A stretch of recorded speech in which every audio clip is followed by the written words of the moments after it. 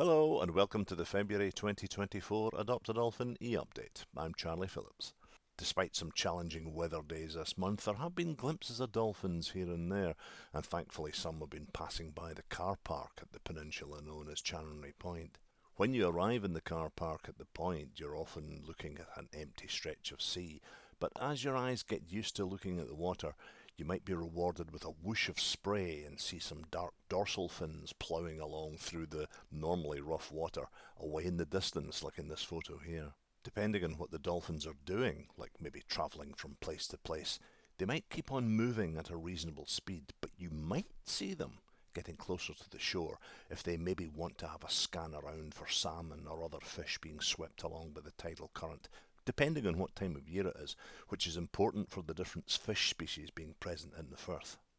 By this time I would be out of my car, big jacket on, and my camera gear ready to go down the shingle beach to get closer to the point. If something shows up on their amazing echolocation, which is natural sonar built into the dolphin's head,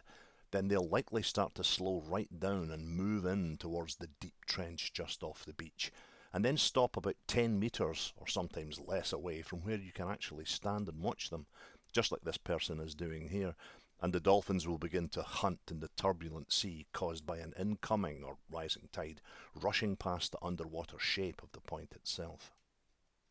You should be able to tell if a dolphin has caught a big fish like a salmon, as you will likely see the dolphin bring it to the surface in its mouth, as the dolphin has to come to the surface to breathe, and then start to swallow the fish, like Big Scoopy is doing here. You can see the silver underneath of the salmon sticking out of his mouth. There have been sightings of dolphins along east of Chanonry near Hopeman and Burgh Head, where groups of around 20 or more have been on the move, which is a good sign this early in the season. I've had a good sighting of Charlie and a bit of an iffy one of Rainbow and Sunshine so far, but as March approaches then it starts to get a bit busier for seeing dolphins a bit more regularly, and before I know it, fingers crossed, I can get out to sea a few times a week to see who's about dolphin-wise, and I'll be in my happy place.